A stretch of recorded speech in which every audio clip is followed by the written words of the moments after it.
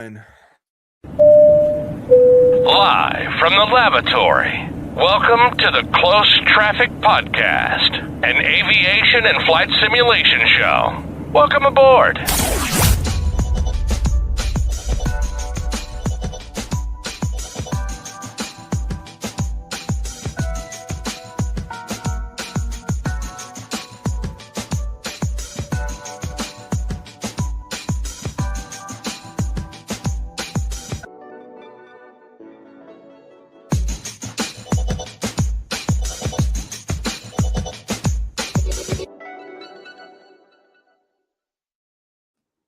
Ladies and gentlemen, welcome back to the Closed Traffic Podcast. 12 minutes late and right on time as usual.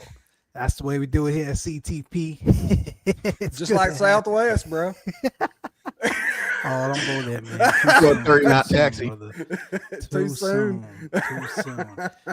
Oh, man. It's been a while since we had all three of us here, mainly due to me and some logistical circumstances I had going on. But we are back together nonetheless in the crew room this afternoon. And we are just chatting, as the title says. I think it's been a while since we just did a simple episode of just getting in here and chatting about all things aviation, and who knows, a couple other topics may find its way into the conversation as well. But without further ado, gents, say hello to the people. Hello, good people. What's going on? Hope all is well, and hope there are people out there way cooler than I am right now because, I'm over here. Yeah, it's freaking blistering over here, dude. It makes no sense why. Like the temperatures are like equivalent to like Satan's armpits right now. It's pretty bad. I was gonna say something else, but like, I was like, oh crap, oh crap, like, saw the wheels turn. Yeah, bro. Like, oh wait a minute, it's live, man. Damn. Oh man, Charlie, what about you, man? How Jasper treating you? Woo, bro. About like Johnny. I don't think we got quite the heat, but we probably got triple the amount of humidity at the moment. Yeah, man. Y'all got a bunch of rain though, didn't you? Man, it's been a disaster. It was like rain here every day, and then at the farm, it ain't rain to drop. Oh, for real? Bro. Okay, never mind. I was about to say. No, when I say rain, it'll rain for 10 minutes, drop like an inch, and then the sun will pop right back out. Dries it all up. Well, you can't breathe because it's so humid. Yeah, that too. Yeah, It's freaking, man, it's bring on Buzz fall. Killington. Yeah. Bring on the fall and football. We're close. Oh, my football's here, bro. We got the Yeah. preseason. Dogs. When did it kick off? 2 weeks? September, first weekend in September. Oh, is that late? Yeah, they just started camp this week, fall camp. So Gotcha. Man, It's crazy. almost It's here. fall, bro. Feels like Man. summer just started.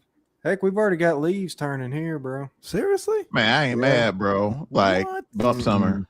I'm over It's it. funny, man. Like, I was just talking to somebody about that the other day. The older we get, the more we hate summer.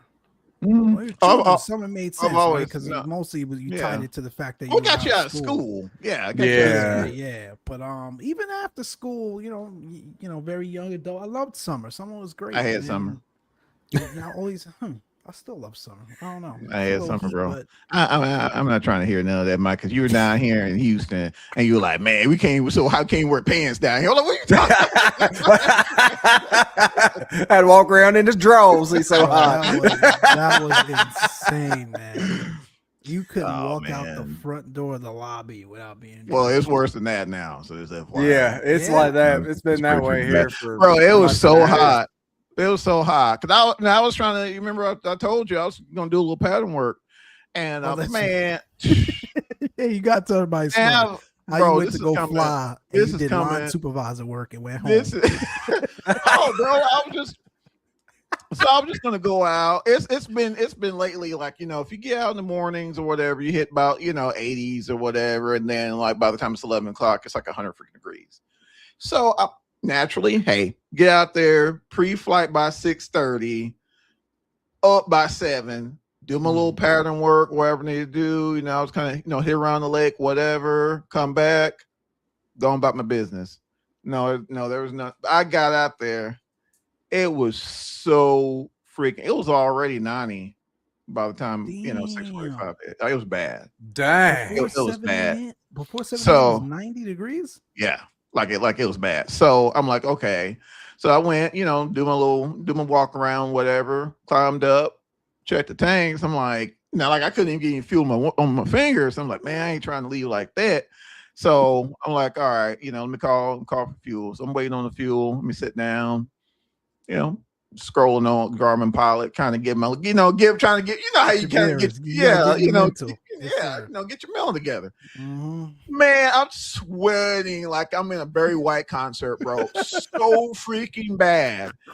Like shirt drenched, like just sticking to, like, how you get up. I mean, it was just like, like those old Chinese buffets with like the really sticky buffet seats because no one ever cleans them. That, bro. It was terrible. So by the time bro got up to me to go fuel, he's fueling. And I'm like, man, I don't know. I'm thinking I may call it. He was like, well, I checked, that the ASOS was calling, density altitude was good. Yeah, man, density altitude is good, but Johnny's altitude. So, like, man, it just Johnny's flex stamp too high today, bro. Like, it's off the chart. We ain't even got charged for that, bro. I'm like, you know what? Let's just, go ahead and top it off, man. And I'm just gonna have to call it. He was like, man, I don't feel bad. Bro showed me his 4th flight little track yesterday. Well, that day it was because he flew the day before.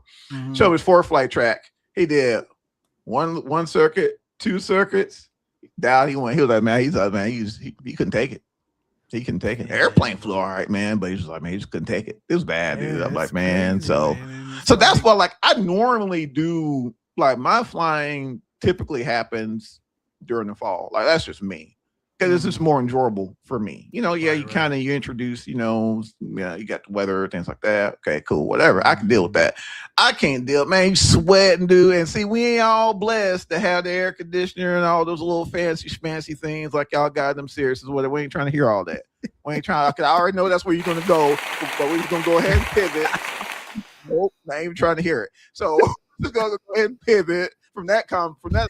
I wasn't even gonna bring it up, man. Since we all got the synergy around here, let me just hit you with the Zoom call vernacular. Since we all got the synergy, I know what you're about to say before you even say it. So no, we all know Sirius has got it. But I will say that, perhaps, during the fall we'll circle back and see if things fares a little better. So honestly, man, I won't bring it up, but not the way you think. You can have all the AC you want, bro. It still don't change the fact that you gotta get on that ramp and do that pre-flight. Terrible, bro. So when it's hot as hell like that, sometimes I'll even call it. Like, yeah, the Cirrus got air conditioning, but the work, the pre-work, the pre-flight, all that terrible stuff. Walking out on that hot tarmac and. Man, I don't know how I did it in Phoenix though. That's the thing. Like, I did it before the show. That's why you have more tolerance when you're younger, man. Yeah, man. Like maybe I got, because there were days, because some typically like we will have ground super early in the morning, then that way we can get our flights up before about 9. But sometimes that just it didn't nothing aligned that day. So you're getting up when you can get it up because you got to get that airtime in. Right, man. One density altitude, bro, 8,000 feet, bro. Like, it's just nuts, man. I'm talking about like 113, whatever, bro. Like MD-80s ain't even flying in Phoenix, man. Like, it's like 172. Yeah, bro. Send it, like, take it every wide open, bro. Just like getting it, man. But you made it work, and the temperature's just the same. Now I will say, of course, the humidity wasn't there because 110 over there feels more like 85, 90 here. The direct heat though, man. Yeah, it's direct heat. Like it's when the wind blows, it's like an air fryer, So I mean, I get that, but like you said, I guess my tolerance was a little higher back in them days. And you were working towards something, right? It wasn't a hobby back then. Yeah, like I have no aspirations to like burn, like at all. Willingly. It was different. Jeez. But yeah, man, I thought that was funny. He said no. He was like, man, I went to fly this morning. I'm like, oh, how'd it go? He's like, at least they had fuel for the next flight. I'm like, so you went to go play lineman and came home? to the house. I went. I sat there, man. I sat in my truck for a minute, man, just to kind of, like, Johnny, is this really what you want to do? And I got to think. I'm like, bro, I'm not getting paid for this. Like, I'm paying That's right. somebody. Sweat my Go nards suffer. off, man. No, bro, we're good. We're And good. get thrown around because you know it's gonna be Yeah, turbulent. we're good. Oh, it's man. Bumper, We're good. Oh man. Anyways, great intro story. I think that takes us to our first topic of the day. So I know you guys had some time to talk through last weekend, the initial Synaptic A220 release. I've had a chance to do 3 flights now in it. First of all, let me back up to the actual release because you guys shared your thoughts on this and the internet's going crazy about it, but it could be handled better. I think for a product and a platform that was in the making for 5 years, I think the way it was introed and debuted to the community, I think could have been handled a little differently. Not better, I'll say differently. How about that? Um, Obviously, there's a lot of anticipation and desire for the product because they're working on it for so long. But they hit the typical let's give it to XYZ streamers, and half of them, as per Scooter usual, McDo simulation. didn't know what they were doing or had any sort of affiliation with the real world product, and you could tell it was apparent. And then when you combine that with the fact that it's a pre-release copy that has bugs and defects, you're not able to delineate between what's the a nuance of the actual aircraft versus this person doesn't know what the heck they're doing. And so that being said, there were some great folks that I learned a lot from. I watched a couple of streams at least 2 weeks before I was able to get my hands and fly the plane, just because everything going on. But it helped a lot, right? Especially nail down just certain flows and procedures, what to do, what not to do. And I'd say I didn't know that plane was so nuanced, man. It is a very picky aircraft. It's insane. I had no idea. And it makes me wonder, like, how, and we'll get there a little bit later, but like it's real world operations and how these airlines fly this thing to the routes that they do or lack thereof, and maybe that's why. But back to the sim for a little bit. Yeah, I think could have been handled a little bit differently as it relates to the debut and release. Um, I didn't have many of the performance issues that a lot of people cited. In fact, I didn't have any of that at all. And typically, it's revealed up front, like in the any A350 and the fly-by-wire A380 in particular.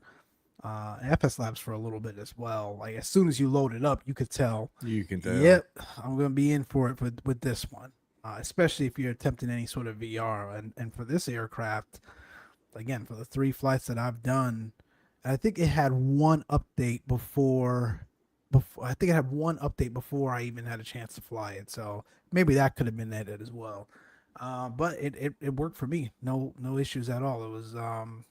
It was enjoyable to that degree, right? To go into an aircraft, launch it up, and not have any performance related issues. So that was great. Like I said, I learned a lot before actually flying the plane. Again, some of the nuances, especially related to like the ILS procedures and the taking the wind into account or lack thereof in this airplane to help fly your localizer properly. Some of those things that if you don't read about or learn about, it would have made for a very difficult flight, right? Because you're not expecting it. So I think Synaptic did a very good job of, again, capturing some of the nuances of it. This part here, I don't know if it's true. Some folks are saying they overdid it and went a little bit overboard as it relates to trying to capture some of the nuances of the real aircrafts, especially the handling of the plane on short final after you disconnect the autopilot. It's a little funky and weird for everyone. I felt that initially at first, but yesterday's update, or the update from a couple days ago that I got to fly yesterday, she was really smooth. And so I think they tweaked it there as well. I think some of this too is, man, like, it's hard to, first of all, it's hard to develop a flight sim product for a desktop flight sim. It's hard to develop an airplane for a desktop flight sim because you are trying to develop against a myriad of different hardware profiles, computer makeups, different versions of software that folks may be running.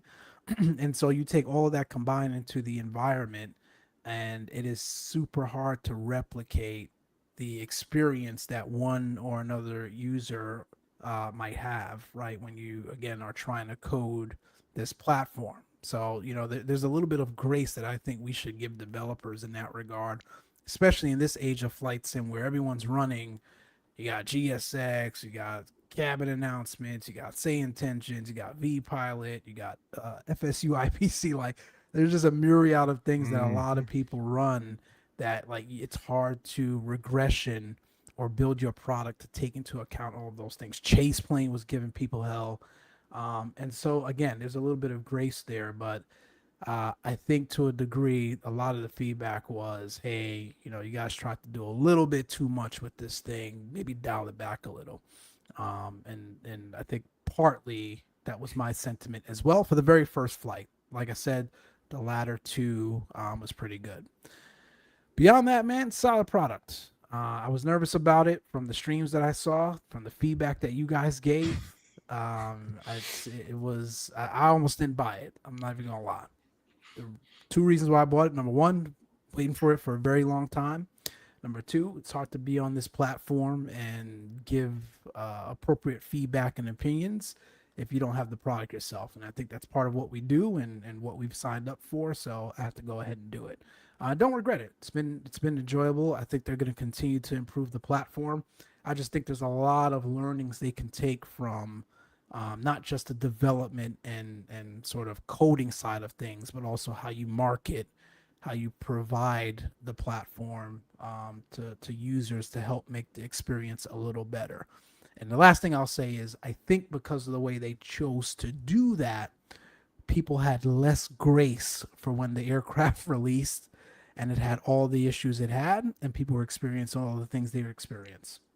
It creates sort of this like viper's pit of, dude, stop showing the trailer. Stop showing the trailer. Stop giving it to XYZ streamer who doesn't know what they're doing, because now you're creating this level of visceral. I'll be honest. If you read some of these discords, you guys were telling me they have to shut the Discord down a few times. And again, part of that is because of the way they chose to debut the aircraft. I think, again, it's lessons learned. Absolutely. In the words of Forrest, that's all I had to say about that. All I got to say about that. No, man. Yeah, I said my piece on it the last episode, but you're spot on a lot of those topics. And I think, to your point, very young development team. They started this thing when they were high school guys. So from my perspective, shout out to them for even attempting. It's not like they attempted a 152 or something simple. They took on a very complex and nuanced airplane. It's not just this aircraft is, super complex as it relates to a lot of the back end functions that has to happen in the background to provide the said user an experience that's somewhat similar to the real life thing. This thing's like legit nuance to like to the point to where there's actual crews are like, don't just look at it and think this thing does what you think it does, because it may do it, but not in the way you may think it may do it. That's what got a lot of the streamers cooked, and some of those and some of the videos, they're like, oh well, it may just be, but no, bro, that's just how the freaking thing is. Yeah. And I think it also shines the light on a lot of the shortcomings and the bad habits that we as simmers tend to take on, as we put so much reliance on the automation and the various functionalities that these aircraft provide. We lose the notion that at the end of the day, you're still PIC, you're still the pilot in command. So when that thing just doesn't intercept the way you want it to intercept, and you end up busting a call or having to call that number, they're not going to ask what airplane you're in. They want that certificate number, and some conversations are going to be had.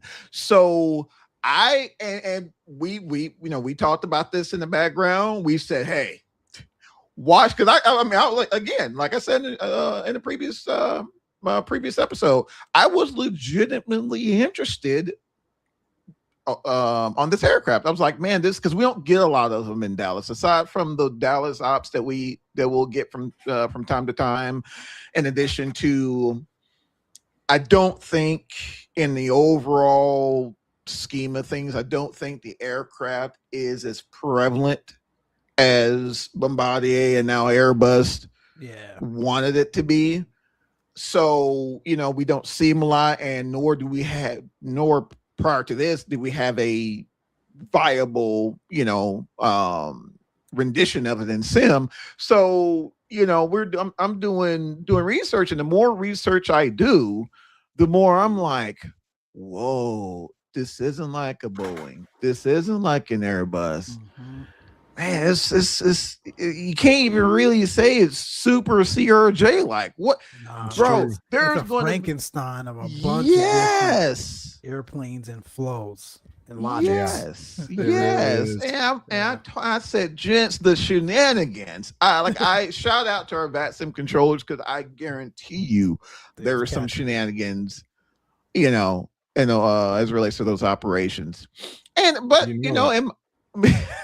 but I thought it was pretty refreshing to have something that's, you know, that's a little unique. However, when, you know, you're provided, you know, whatever it is, you know, whatever copy you were given, I think, and, you know, and this is just in Johnny's mind, that you do the product and the developer a disservice by not going in there truly studying that airplane, because by studying that aircraft, you grow a new appreciation for it, and also you grow an appreciation for the developer.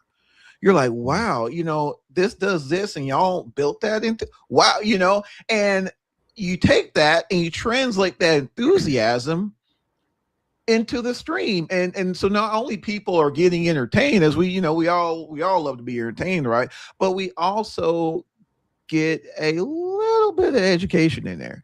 And in my mind, I think as virtual aviators or real world aviators in general, and eventually Johnny will talk. At some point, Johnny is going to talk. You know, I think we're all lifetime learners, right? So, you know, I think if there's anything that could have been learned from this experience, is, you know, just reminder for all of our content creators out there: take your craft seriously, learn these aircraft, and, you know, take that same energy to the stream, and, you know, entertain and educate. Yep. I'm off my soapbox. That's it. Nah, man, it's perfect summary. Again, I think it's a great aircraft. It's been enjoyable for the most part. A lot of people have a lot of things to say about it, but like anything else in this community, this too shall pass.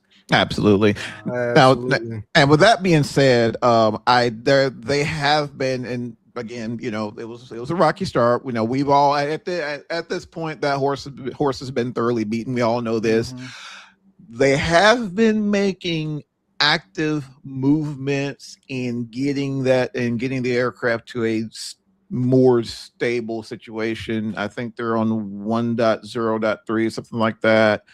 From you know, I think I was kind of on the same boat. I think I had like one WASM crash.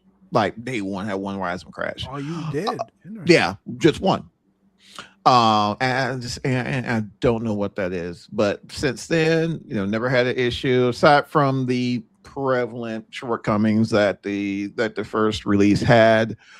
But you know, since this past release, they and from what they're saying, in accordance to their roadmap, they're looking to, you know, every week, you know, we should see a drop from the marketplace, with updates, quality of life fixes, things like that. If you guys touched on this last week, but why did they choose to do marketplace first?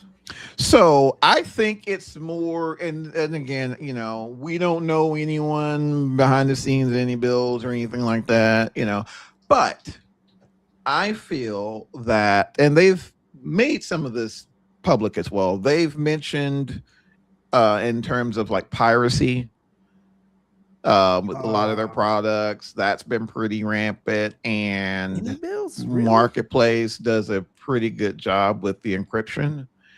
However, and then this is just, well, no, I can't find my tinfoil hat at the moment. However, I would venture to say that getting those guaranteed sales and not having to deal with the whole piracy aspect right then kind of solidifies those day one sales and maximizes that profit, while at the same time making providing like a pretty easy avenue to, you know, get patches and things like that out for our console brethren out there. So because I believe what is it? I think like November or something like that. I don't even know where I got that month from, but I believe it's November that they're looking to push it out to the to any manager, and you know at that point, yeah, it should be a mature product.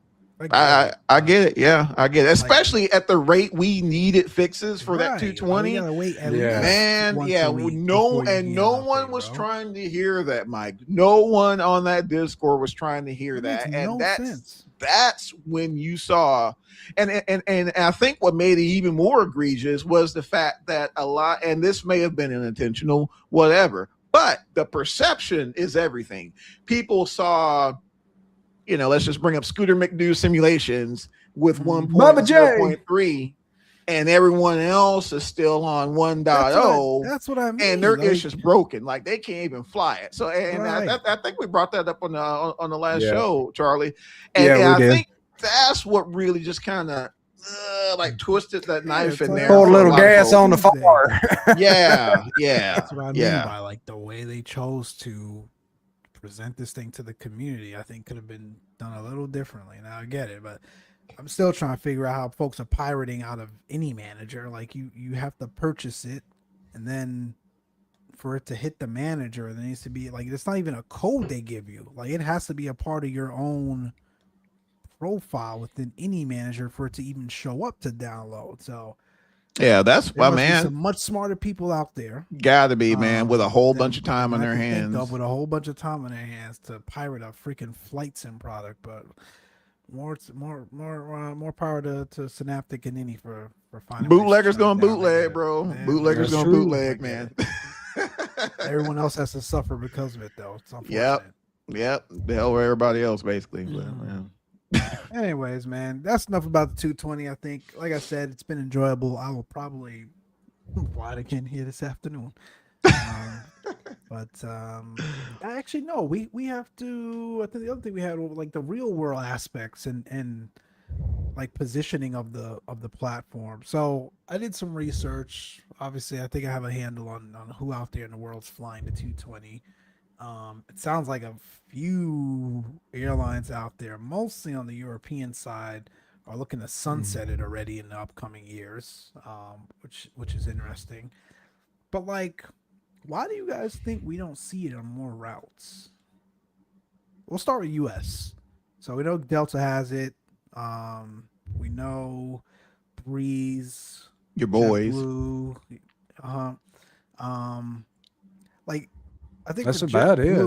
JetBlue, like it clearly has replaced the 195. I don't remember which one we had. There's a 195, so that makes sense. And I think they're now operating it on every route the 195 is added on. So you know the business case there is valid. For Delta, are they still running 717s? They sure are. And nah, they're rolling them back. Yeah. Okay. So, like, what's the game plan there that you guys have heard? Or is the 220 is supposed to eventually take all the routes the 717 has? That's what I've been seeing. And then with so many regional partners, not so many, but like with regional partners that Delta has, again, like where was the 8220 trying to step in and fill a void in? That's a good question. Like that's what's just been baffling to me. Is to figure out like the operational application of the 220 platform for the U.S. airlines. Unless they were thinking about just switching to it and nixing the 7-1s and the CRJs, but they'll never get rid of CRJs. I was thinking the 320s. Yeah, that's you're what saying, I've heard and read as well. Yeah, if you're saying this I hadn't product thought was about supposed that. to come and help replace the 320s, I think that makes a little bit more of a valid business case. Mm-hmm. And maybe it's a stair-step approach where it'll replace some of the regional aircrafts first, and then eventually the 320s. Especially that Dash 100, the Dash 100 Yeah. variant. Mm-hmm. Yeah. Right. The Dash 100 holds what? I know the 300 holds 140. Hold on, hold that thought. Yeah, just it's like it's in its weird place of its own in that it sits between a regional jet and like a small mid-size, like to fit the profile of a 319 320. Yeah, I think a lot of that. So I'm looking here as far as the seating capacity. And it answered absolutely none of my questions. But anywho, so yeah, so I have heard. I think when Airbus kind of was like, "Hey, Bombardier, I know you're kind of on strugglesville with this aircraft. Maybe we can help you out." They at some point knew that the A320 was going to kind of hit that EOL. I mean, it was just inevitable. No matter how many engines you slap on it, a 320 is still going to be a 320, 321 is still going to be a 321. So the 220 was, in my mind, provided a solid avenue to look at becoming that new mainline platform, because one, you got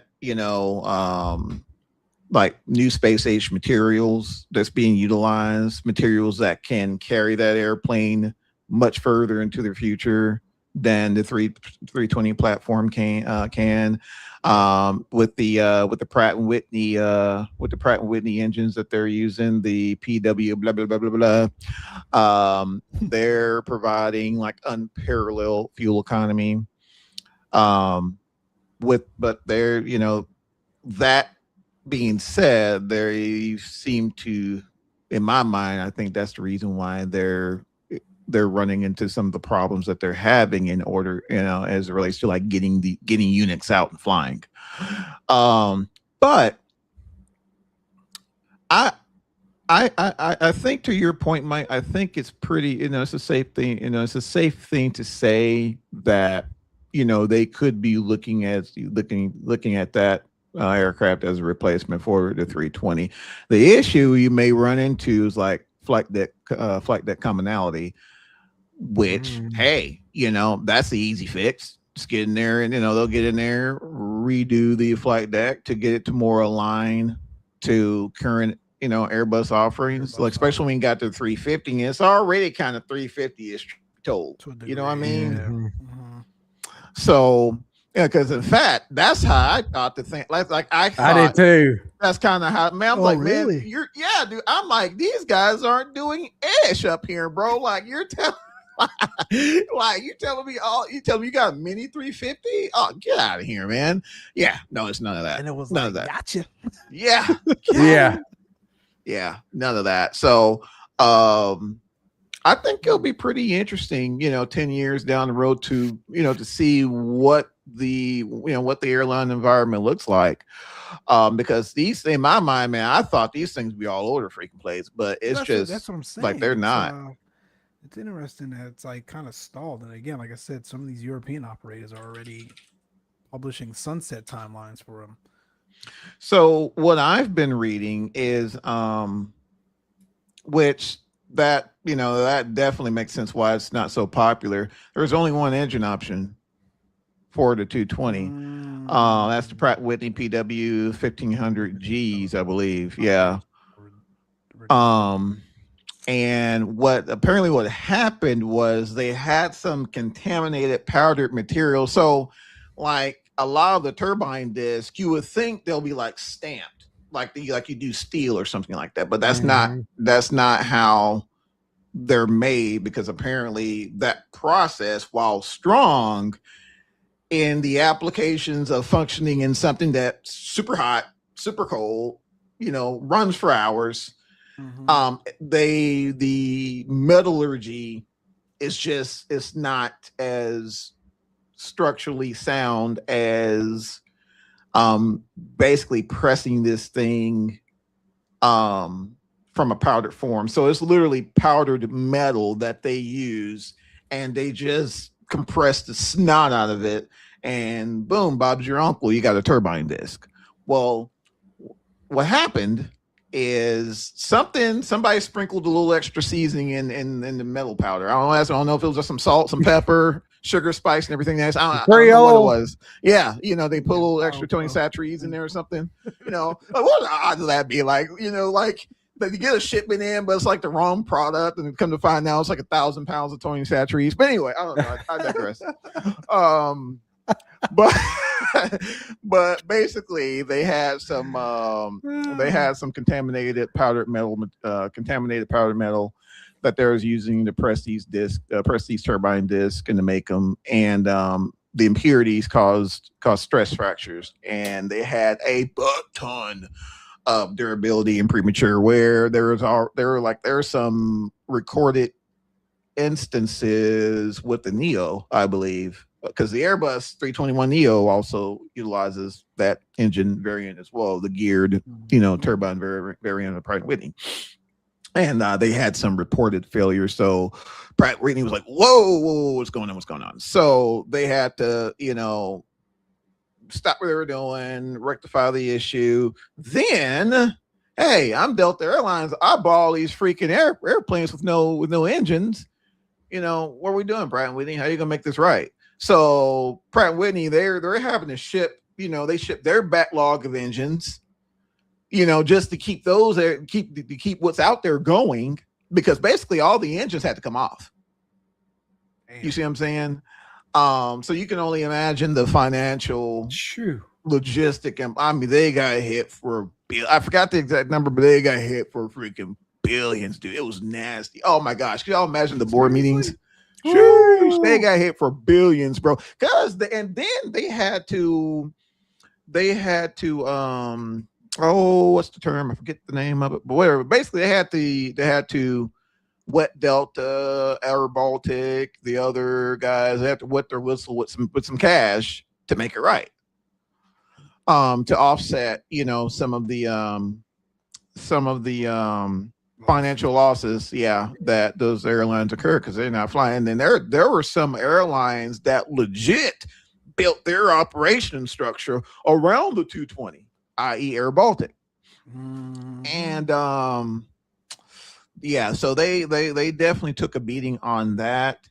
And I want to say that still is something that they're kind of working through, which in my mind would lead as to why, we're not seeing as many flying, because because even Delta apparently still has some down because they're waiting on engines.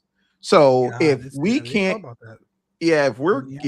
keep what's flying with engines, the heck with the stuff that's still on the manufacturing floor.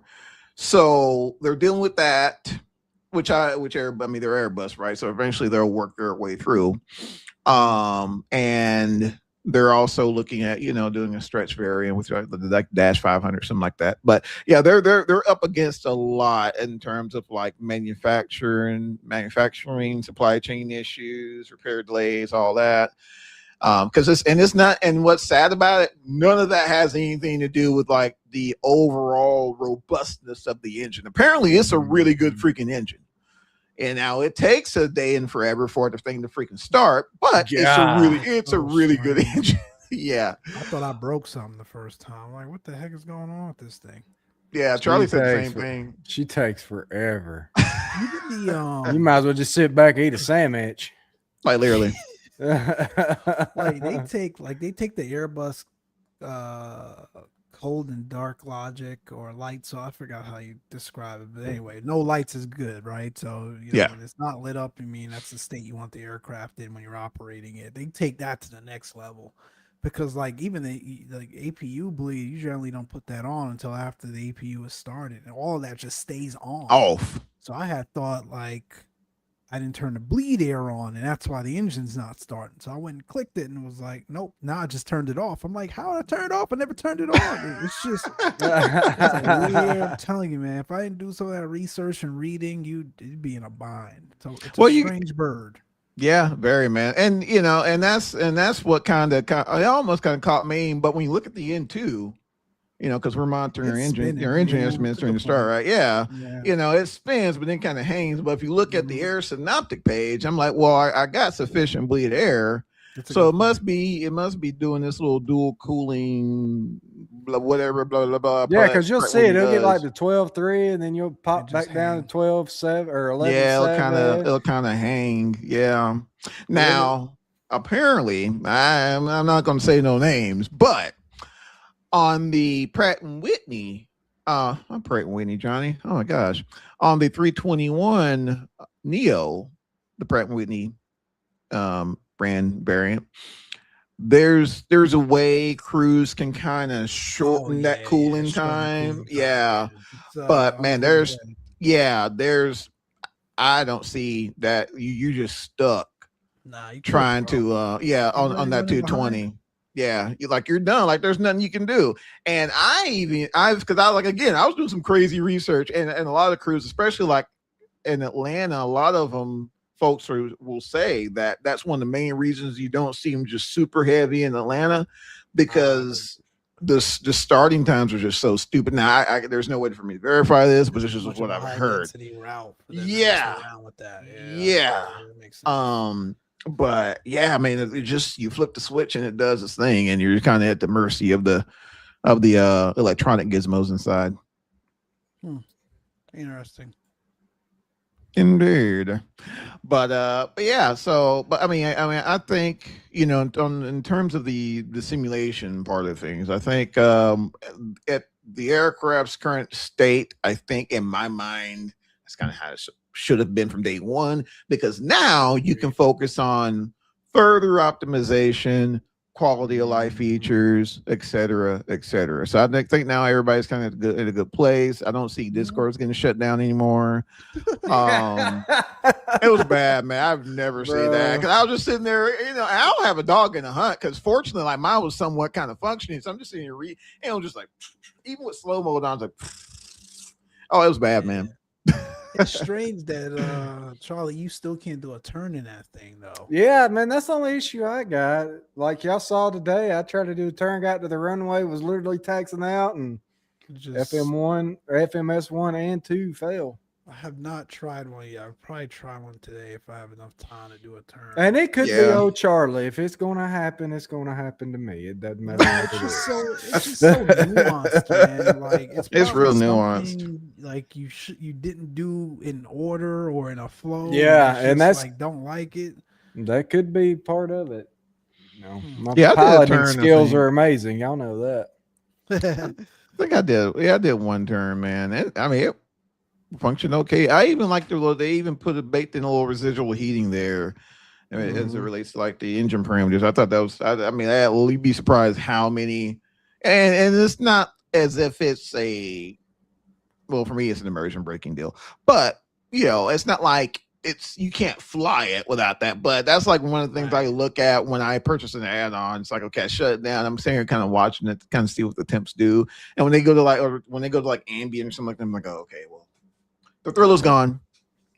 It's kind of like you've been working on this thing for 5 years. It'd be nice to capture that stuff, and they did. So, it's not something that was Yeah. rushed by far, and so you'd like to see that stuff. So it's cool. Exactly. What do you guys think about that? You guys think that 757 is going to be, dare I say it, bug free? That one they've been working on for what, 5 years too, almost. Ain't near it. Pretty close. Damn near it. Yeah. I don't know, man. I don't think anything you see, and again, for going back to the top of the conversation when I started my soliloquy, like there's just too many nuanced applications and integrations that folks are running in today's flight sim world that it's not you're gonna see the same complaints. I promise you. Yep. Promise you. The Yep. only people that for somehow continue to get it right time and time again with very few issues is PMDG, FS Labs, and Phoenix to a degree. The three of them. Absolutely. Well, I mean, Somehow it's just a taking into testament. account- It's a Yeah. testament to their beta program. I mean, they have so when you have a solid QA program, I mean, it's something that's like it's software development 101. I mean, you have to have a comprehensive testing program. And when it comes to different hardware environments, different demographics, etc. If you do not have that, you can pretty much assure yourself that day one release is going to be a train wreck, and that's just what it is. I mean, there's frustrating. Yes, and there's no, and to your point, there's absolutely no piece of software on this. I work in healthcare, and man, y'all will be scared to go to some of these hospitals with some of the bugs. I mean, I'm just being honest. We ain't talking about bed bugs either. But no, like we're like, anyway. But there needs to be a level of stability. Now, with that being said, are you going to get those one-off hardware environments or software environments that may, boom, get a WASM, or you got a CTD, or the thing that starts freaking smoking? Absolutely, you're going to get that. But that should not be 90% of your Discord. It just shouldn't. Yeah. And those list of developers that you mentioned, Mike, I know one of them for sure. I've been a part of the testing team, and they, in my opinion, have the closest to as it relates to processes in place that I've seen with Fortune 500 companies. Really? When it comes to debugging software, bug reporting, just their whole analysis process. I mean, it's spot freaking on, and the proof's in the pudding. I mean, and again, you're going to have that guy or guys where it's just, hey, and sometimes the stuff is user inflicted. We all know this, but again, it should not be. You should not have to freaking shut down your Discord. I mean, I'm just sorry. It shouldn't, But that being said, it's a young team. They're learning. We all started somewhere. That's just the reality. That's a fact. We all start somewhere. But shout out to them. They were transparent. They said, "Hey, this didn't pan out the way we wanted to. This is what we're doing. This is our roadmap. You're not going to make everybody happy. Yeah, there are going to be some trolls. You fulfill your commitments the best you can, and you keep the flip moving." So that's all you can do, man. That's it, man. Anyway, man, we just spent damn near an hour on one topic. But again, that just goes to show you all, and those of you that are out there watching behind the scenes, we see you. We see you guys, by the way. We see you. That just goes to show you the conversations that are dominating the flight sim community right now. It's really all been about that 220. I'm waiting for that 380, man. Showing us trailers. Yeah, man. what's going on with that thing? Everything just stalled all of a sudden. The trailers and the way they were debuting the thing made it seem like it was imminent, and then all of a sudden radio silence. And again, that's what I mean. Like, stop with that. If it's nowhere near release, like, we don't want to see it, bro. Anyway, let's move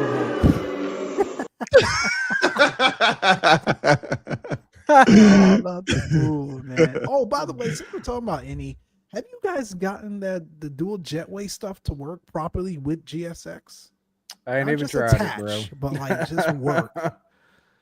You see my open expression. I'm like, with that thing. I haven't messed with it, huh? Okay. Yeah, I tried it. I think once, Mike. I tried it when they released Chicago. I updated everything. Yeah, tried another week. I forget. So they attach. So you have to attach it via the EFB in the sim, right? Microsoft EFB. and then you call GSX. But GSX does not recognize the jetways when you do it like that. And so you bring your truck and it tries to board it via the rear air stairs. And there's For no real? air stairs. Yeah, it's weird, man. And it's like, and a lot of people were skeptical when they were announcing and debuting Like- that, because it was like people have been trying to get that to work forever. And all of a sudden you were able to do this and you're not utilizing GSX. And sure enough, it's borked. I'm sure my man Humberto is going to figure out now that he sees the interest in it.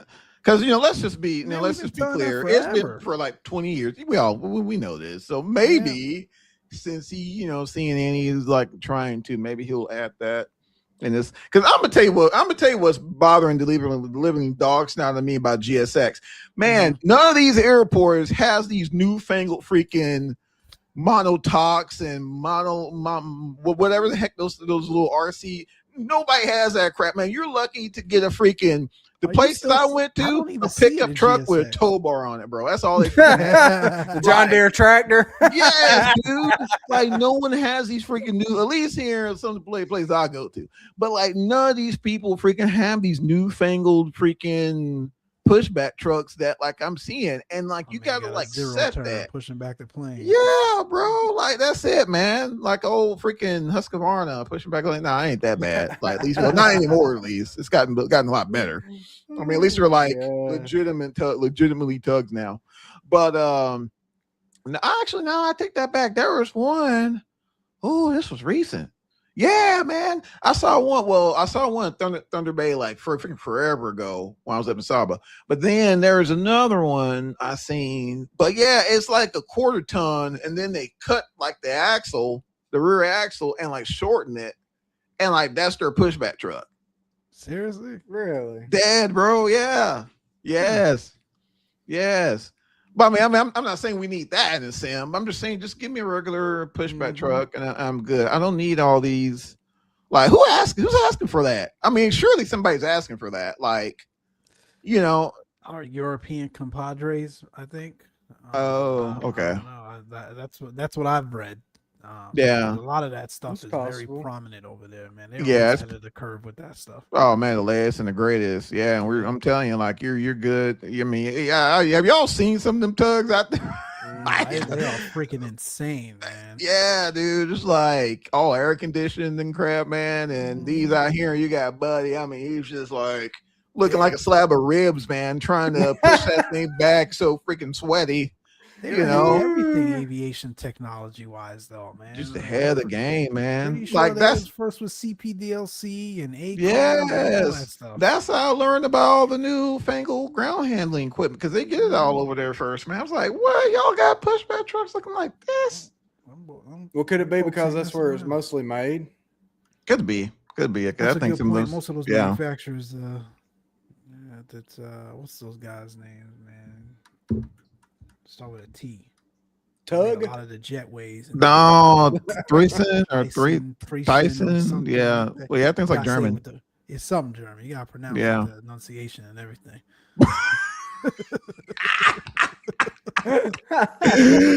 Woo! Yeah, Oh, man. Let me move on to this Vector thing, man. What y'all think? So Vector 787 900 has entered alpha. To refresh you all's memory, it was first debuted, I want to say just before Expo, and everyone was sort of like, who are these people? Where'd they come from? Very skeptical. If you guys remember, we I don't care looking nothing about it, man. for- Y'all got that. Seriously? A Boeing guy? Man, I'll send them long haulers like that. You know that, That's Mike. fair. But it's I don't know how much they do it now since COVID, but American was sending the snot out of those domestic. Yeah, routes. not so much no Not so more, much man. anymore? Because They I remember you do used to be able to catch DFW, 7 Chicago. Yeah, on 787, you used to be able to catch one. 787, I Miami tried. to LA, Mhm. Miami to DFW at times. Yeah. I think you're right. I think the only domestic consistent use case of that 787 is United. Man, I think everybody's Googling over that 321 XLR right now. I think they're probably trying to figure that thing out until and see how they can get. Yeah. Wow. You're still not holding what you can in a 7.8.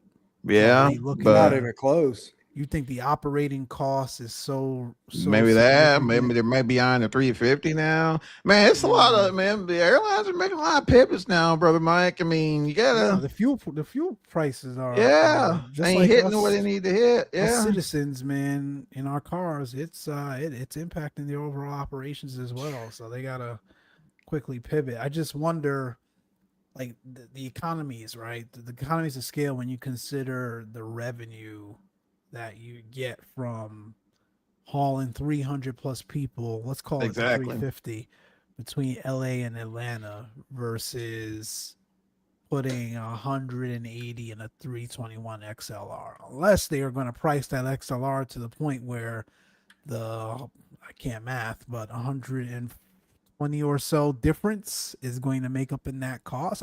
I don't know. But Mhm. they got algorithms and all and calculations to help make that work. But it's quickly how you go from trying to pack as many people in an aircraft as possible to get them on high density routes to, we Mhm. don't care how many people fit on the plane. We just want the most fuel efficient thing to fly. Yeah, It's very interesting how quickly that pivoted. yeah. I think, and that's and that aspect, not to, not to redirect the subject matter, but I think that's another reason why I don't think this is a decline in terms looking at a decline in terms of the 220's place in the overall market. I think once they get that engine issue figured out, um, it wouldn't surprise me if we see those things all over the freaking place. It's just based on efficiency alone, Yeah, man, Yeah. that right? thing. I loaded that thing up to do that 2+ hour flight the other day. No, it was Kennedy to San Juan. That was like 3 hour, 3.5 hours airtime. And I think it only used like 10,000 pounds of fuel, and that Yeah, bro. that's block fuel. So that Yeah. included taxi, FinRes, alternate, Yep. all that jazz. Yep. Yep. And you look at the routing and the utilization on the 300, man, they're running flipping transcons and breeze. Sheesh. Yeah, that's Gosh, true. bro, transcons. That's true. And again, like I think what really kind of put a damper in all of that, I think once all that kind of gets dialed in now in terms of capacity, if we're including capacity in the conversation, I think Airbus has some tricks up their sleeves. I mean, you got the stretched version of the 220, which would Yeah. be the 500 that I don't even think they've manufactured yet, but from what I've been reading here, the sources are definitely alluding to that soon becoming a thing. And then you got the 321 XLR. So what does that look like in comparison to maybe sending a 350? You may send two 321 XLRs, or I mean, transcons, or and oceanic flights. Are we going to see more narrow body oceanic flights with these new fuel efficient, geared, turbofan engines? I How mean, do you think the consumers will take it? Because like right now, these airlines that are attempting to run these transcon narrow bodies are not successful.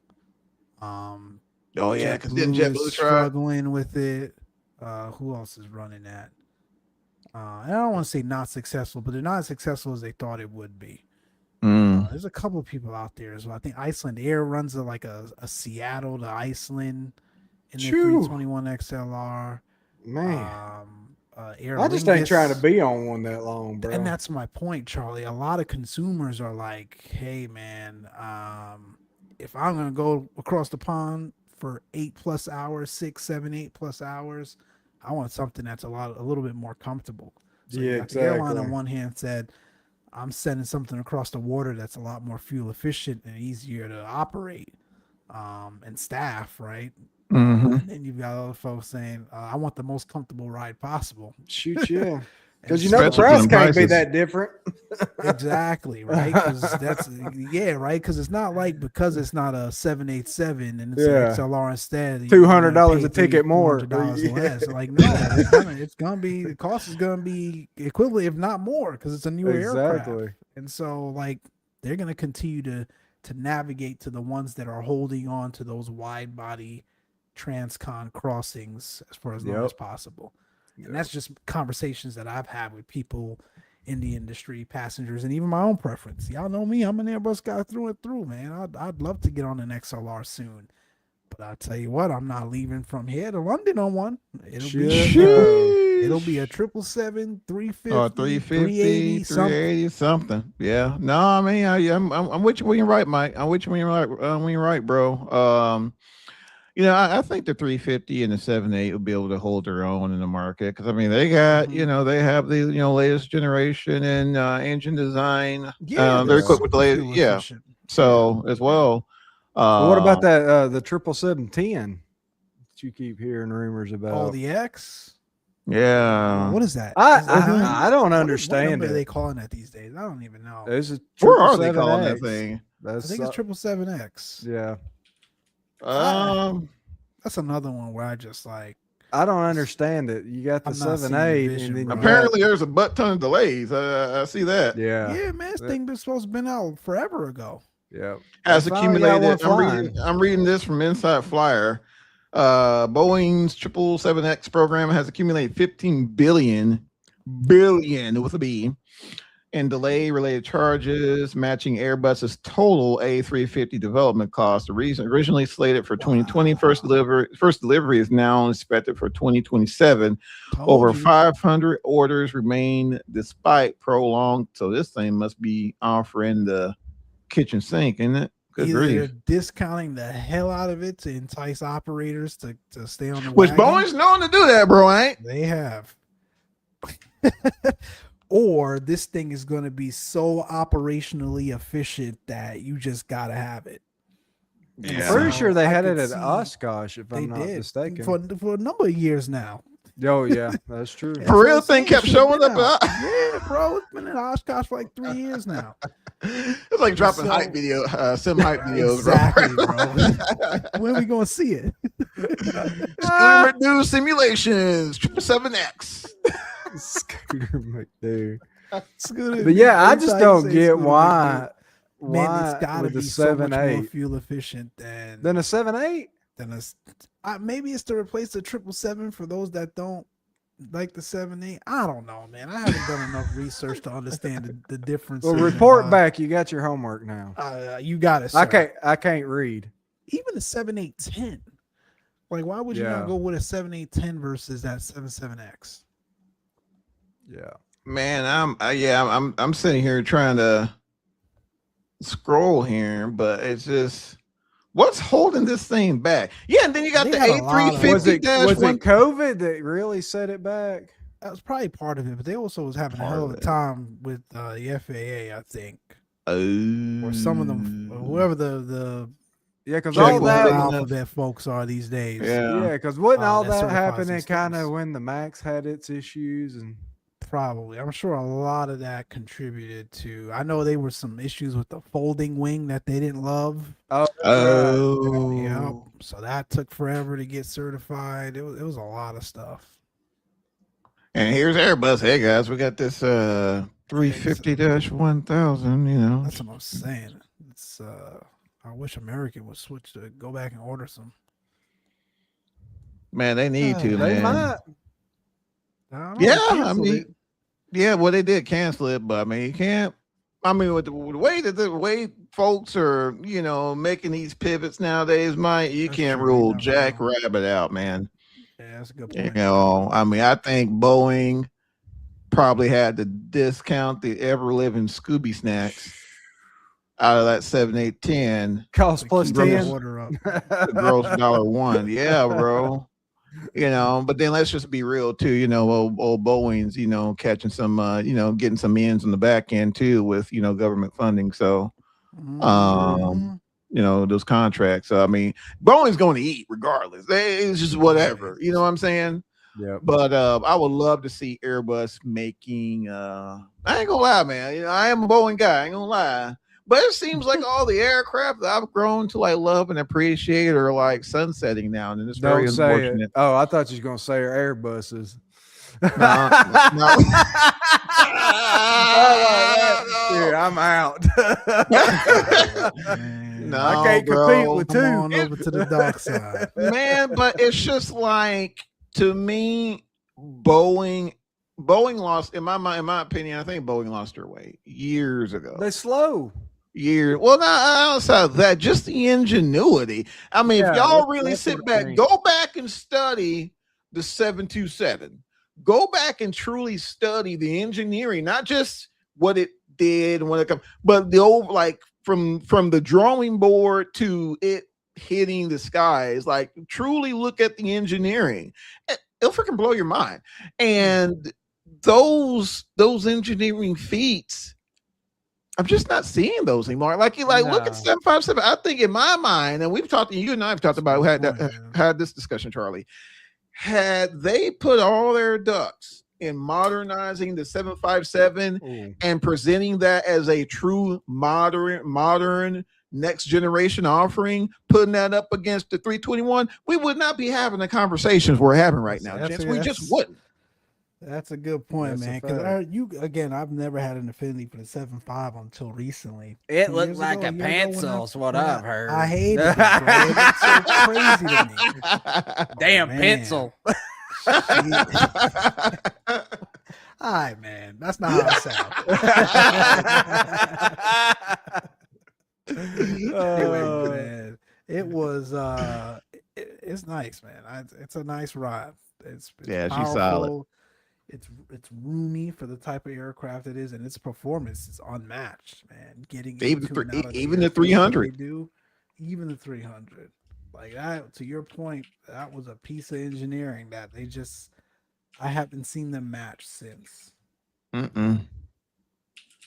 I've not seen them match since. Hey, who came? Was it the Neo came out before the Max, right? I think The so. Neo was. Yeah, the Max was Neo had to the come answer to out. the Neo. That's what it was.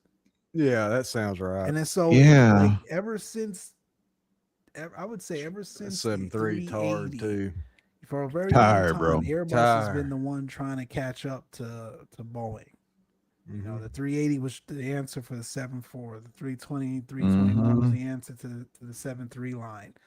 But then when that Neo came out, it's like Boeing scrambled, which led to bro. the poor design of that Max, trying to leverage as much as they could from that 7.3, slap some engines on that thing, and that's why they were in hot water and still are to a degree. Yeah. And so it feels like they're always behind in that regard. And that's so out of character for Boeing. They used to, man, they set the standard for the world. We're not talking about just the city, Craig, the world, Craig. Like, that's Craig. the world, Craig. You know, it's just like they were the gold standard. And I don't know. Well, we all know. We can do a whole nother show on that. But, you know, leadership changes, all that happened, and they lost that. To me, you know, that was a huge portion of, you know, their DNA. Because I'm gonna tell you guys, if what I'm hearing about as far as the performance capabilities of that 321 XLR, if any little bit of that's true, you won't be thinking about 757. It's what the 757 should have been in 2020, 2027. It's getting sent, bro. It's true. Yeah. So it's unfortunate. You know, hopefully we'll see one from Blue Ball. I mean, Blue. Who is it? Blue Sky. Bluebird. Yeah. Bluebell ice cream. No, Bluebird. Wait, damn. We got them all in Disney, Charlie. Blue something. Blue something. Well, ice cream. Somebody named Blue something. Blueberry. I love how Johnny ain't care nothing about that 7.8, so we pivoted. Anyways, like I was saying, it completely Craig on the 7.8 topic. Craig. Y'all see how I did that? Somebody probably listening, trying to get an update on the 7.8, ain't hear nothing. Give him an update, Mike. Give him an update, man. Shut up. The thing has entered alpha.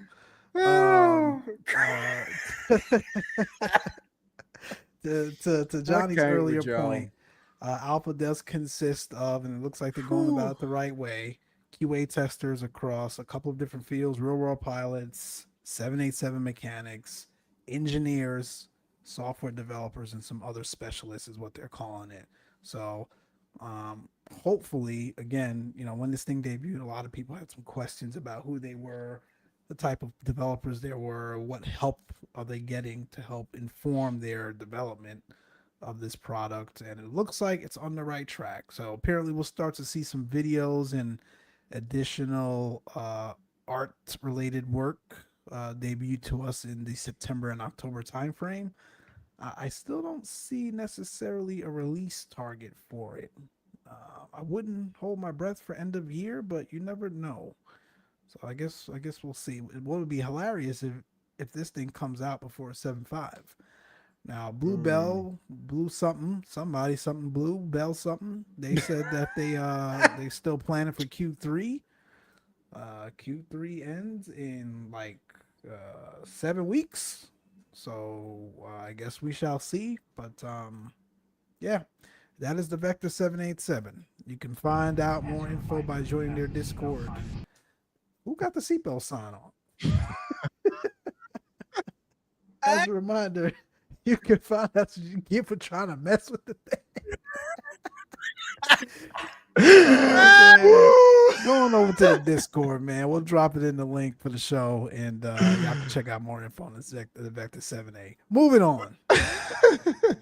Hey, it looks like they're about they're staying the first official showcase videos targeted for September, October. So basically, Man, y'all I still just said that, bro. oh.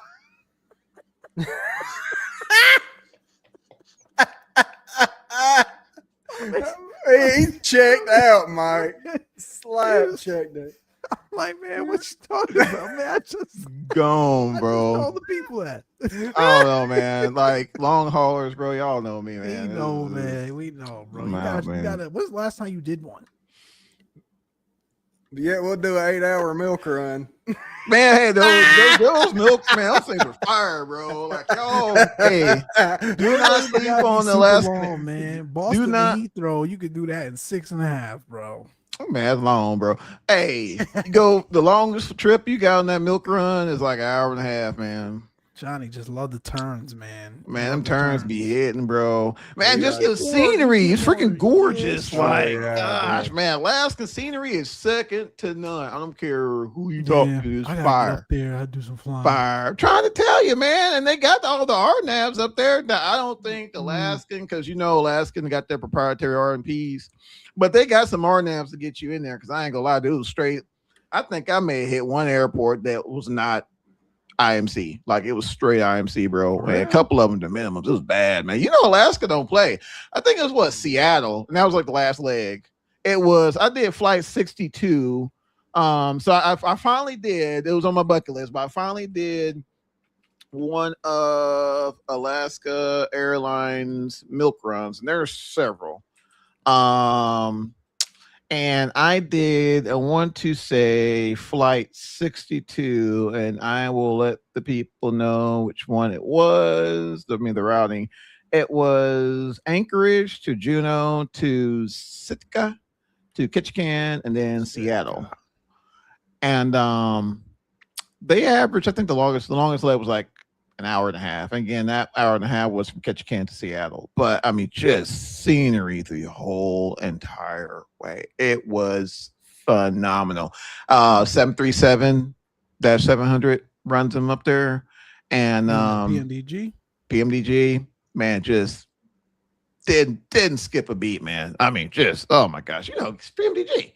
And get you some GSX profiles for it.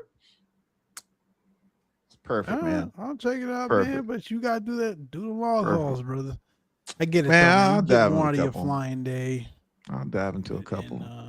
I ain't gonna lie, 350 does hit. I mean, it hits. I'll give him that. Truthfully, I hadn't sent that 777 in a while too. That 300. Man, it hit too, man. I don't like that howl on that thing. Yeah, got some options. Mm-hmm. All right, we got, let's see, 2 more. You gotta give us an update on that Black Scare. Man, ain't that bad. Goodness gracious. Oh my Lord. Wow. Man, so the black. It is the Black I'm minimizing all y'all. 114.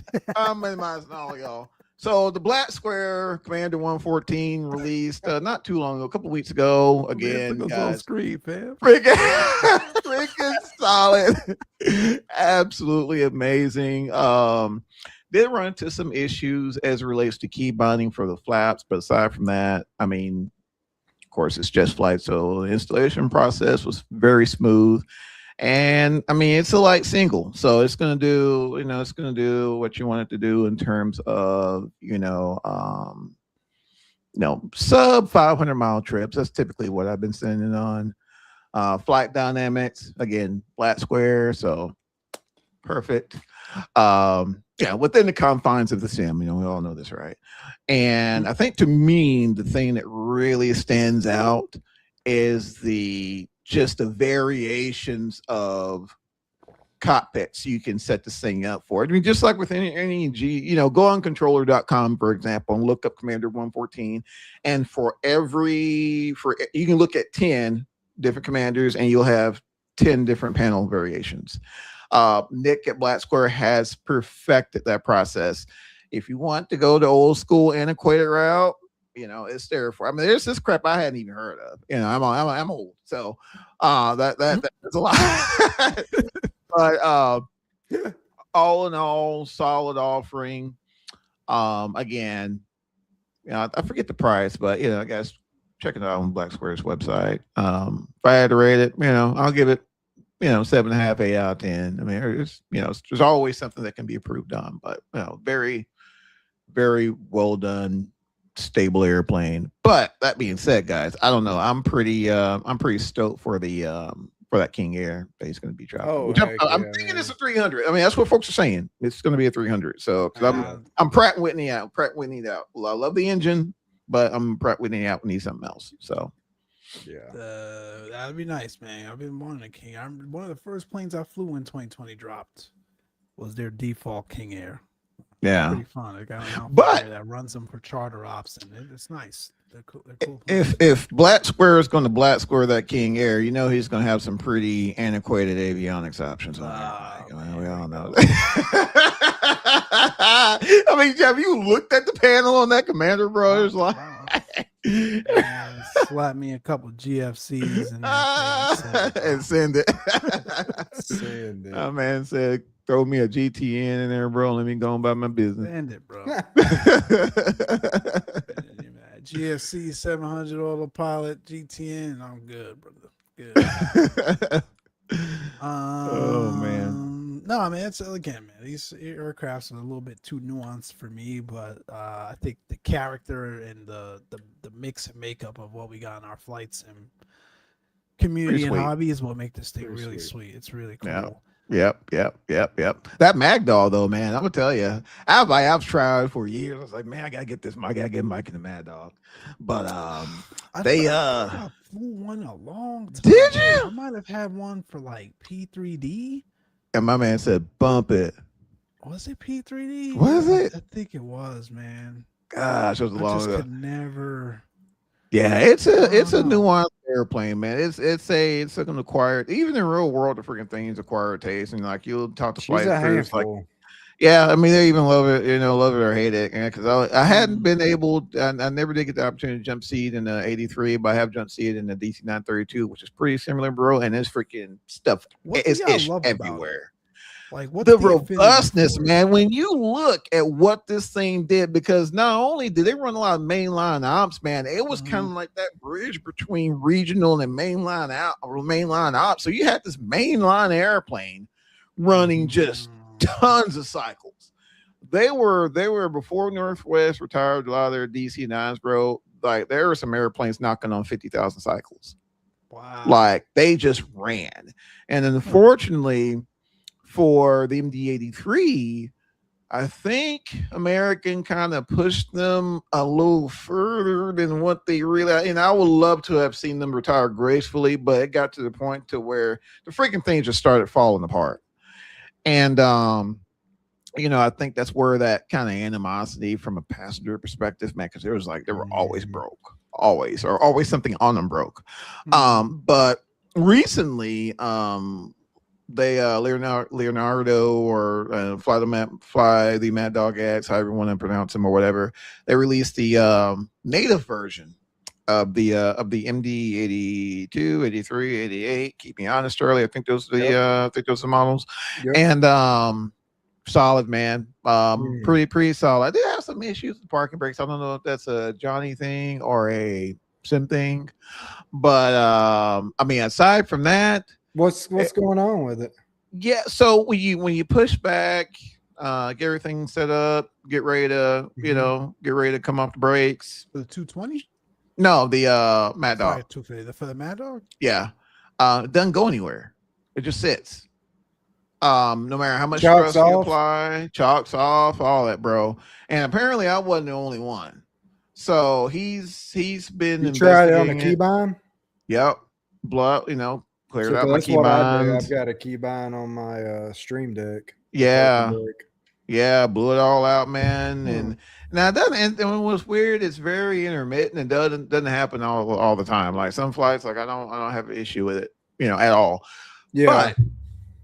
But aside from all that, I mean, it flies amazingly. No issues. I think, and I think he has his own artistic levels to it. So it's not depending on the eye. Some people may say, of course, everybody's got to compare everything for Phoenix. So it's like, oh, it doesn't look good. It's all right. Well, it's whatever with me. But in comparison to what it looked before, it's 10 times better. I'm just waiting for that immersive sound pack. But to, I guess, bring it back full circle to Mike's original question, as far as why that airplane kind of tugs on the heartstrings for me.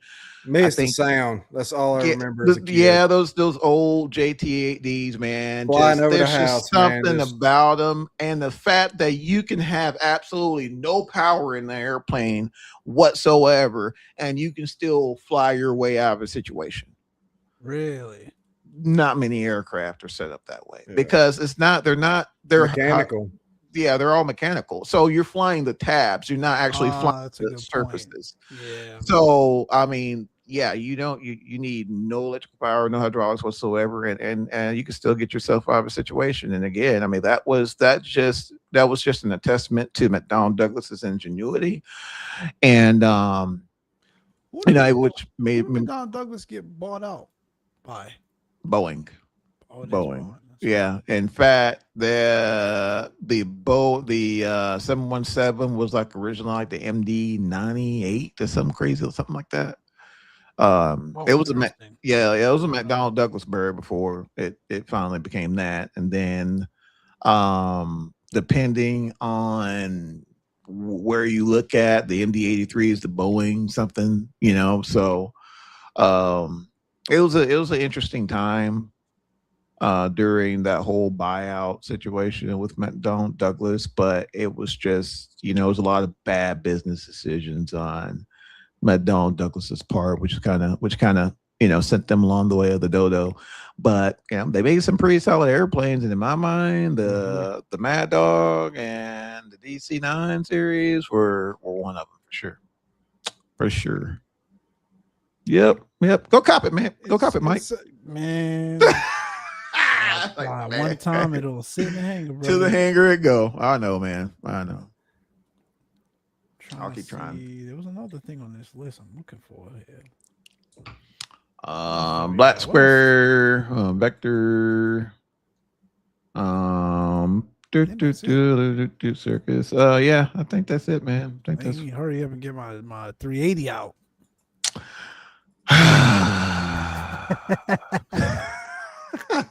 Yeah. Oh man, I love it. Charlie, you be the first one saying that thing. All we'll see is screenshots of that 380, bro. We ain't trying to hear. Where Charlie going? Atlanta to Dubai. DHS, DLH. 15 and a half hours. Gone. PC humming, bro, man. We did that in the BBJ on Jet Card. Oh, yeah? Oh, yeah, that's true. 1540. Damn. Yeah. Where'd you go? South America to Bozeman, Montana. that took 15 hours? Lord. Yeah, bro. It was Wow. 5,400 and something nautical miles. Oh, you were flying. You were in the BBJ, so you were like Yeah. Mach 7-8 cruise or Dude. something. Rolling, Yeah, bro. the tanks That's was it. full. All of That's them. it. Slap full, man. That All makes 9 sense, of them. bro. How many tanks that thing got? Like 9. 9. Every one of them full. Sitting on tanks, That's why bro. it took him that long. 'Cause, man, Oh. you usually get something in that going 8.5 minimum, bro. Oh, yeah. In what, bro? What? What do you mean? That 350, that 380, they cruise Oh at yeah, 8.5. that's true. That's They true. cruise at 8.5. They be cost indexing like that, bro. Mm-hmm. I bet you because they're so fuel efficient. Oh yeah, I got a point there. That They Well, got that's it. what they that's cruise at that's 8.5. what that's what happens, man. When you take a 1960s design, bro, and try to shoehorn it in today's economics, bro. That's what happens. Talk to Bowen. Yeah. That's true. I mean, it said talk to Bone. Talk to him, man. Dang, 0.85? I didn't know that. Man, Yeah. when y'all Well, fly the 350, well, what you guys cruise at? Well, even the 7.8? 747. No, You I don't do that. Bro, you fall out the sky, fam. You do not cruise at 7.8 with that 350. Mm-hmm.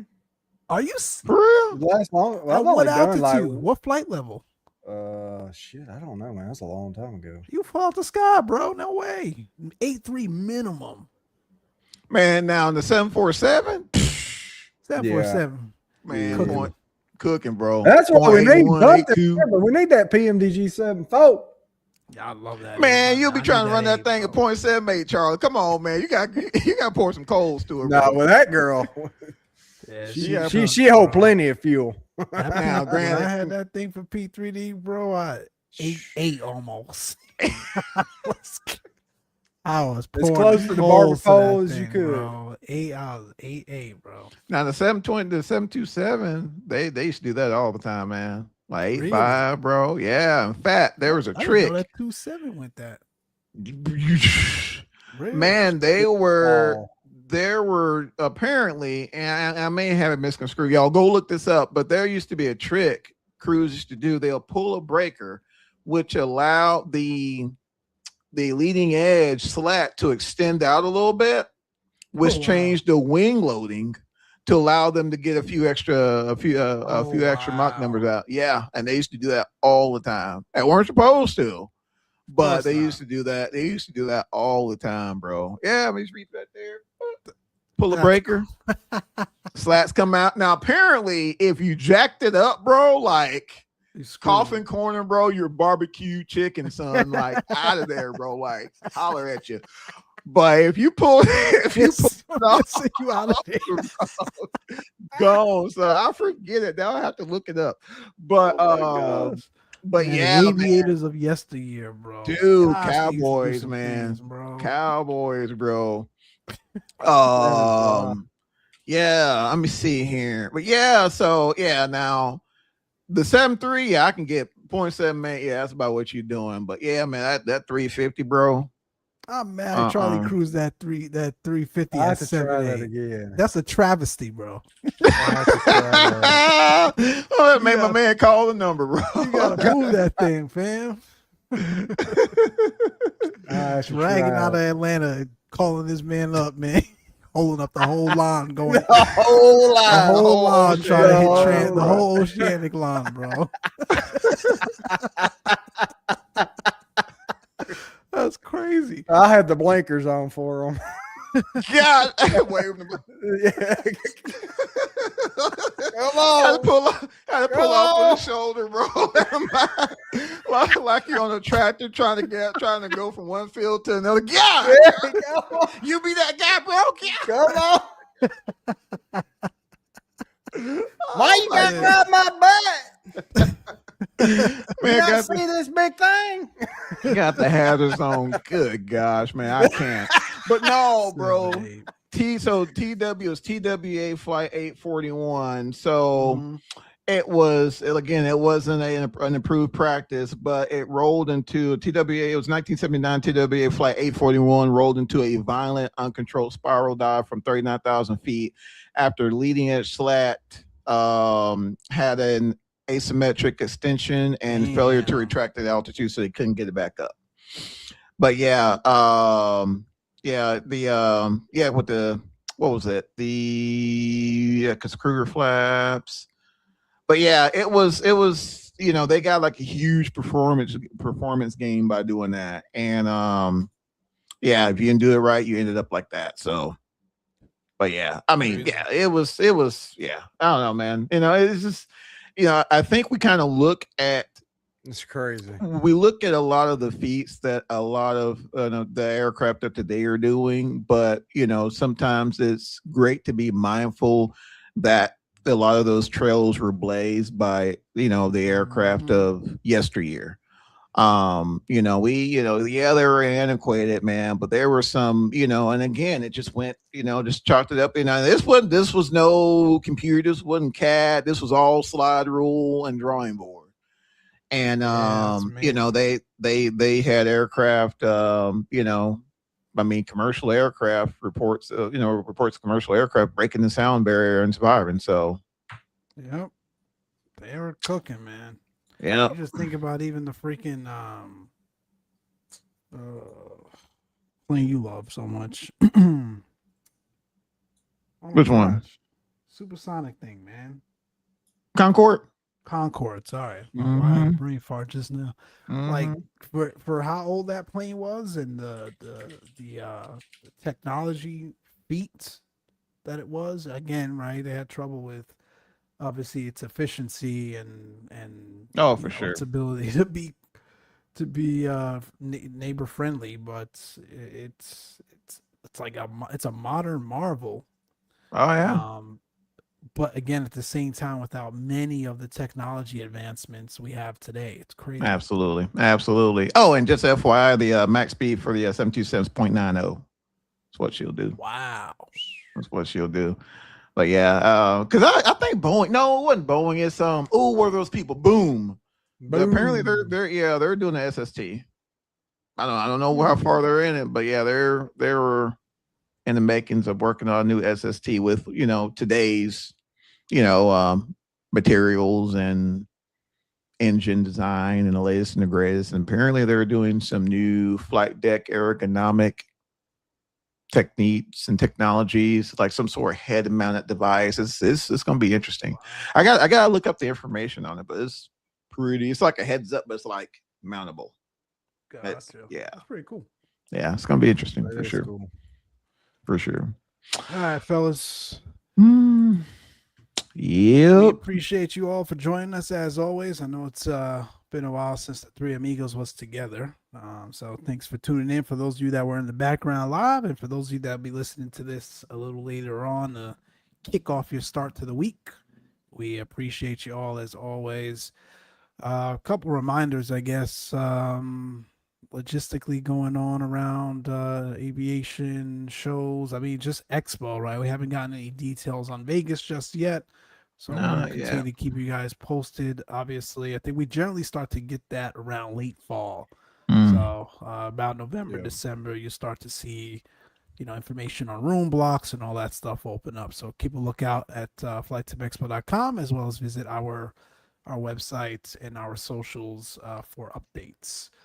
Other than that, man, I think that is really it. You guys be well.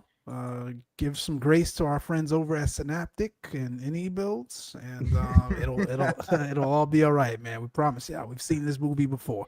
That's exactly Any right. Yep. final words, fellas? Um, no, no, I don't. Oh yeah, well, you can tell the folks. If anybody's interested, they can join CTP Aviation and Jet Card. Oh yes, sir. Yes, yes. CEO Charlie here. Bro, Is don't expect much. Pays crappy. Yeah, he's he's Terrible. working on it. He's working on it. He's getting some We funding. do He's we getting do some offer funding to pay lunch. us It's a better. bag of Funyuns and a Diet check Coke. out check out Crossway. That's our call sign. CTV Yeah. Aviation on Jet Card, man. And if you guys don't know what Jet Card is, go back and watch. Gosh, can't believe that was a month ago already. Go back and Man, watch our show. right? And Crazy how fast time.